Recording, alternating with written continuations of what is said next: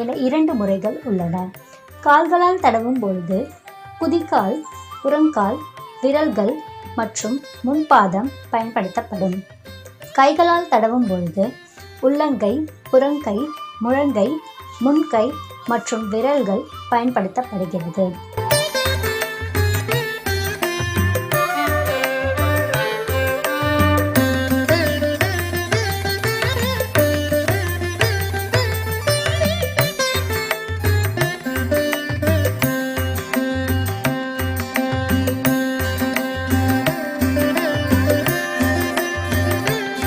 இக்கலை யுத்தக்களரி வர்மாலயத்தில் முறையான பயிற்சி அளிக்கப்படுகிறது.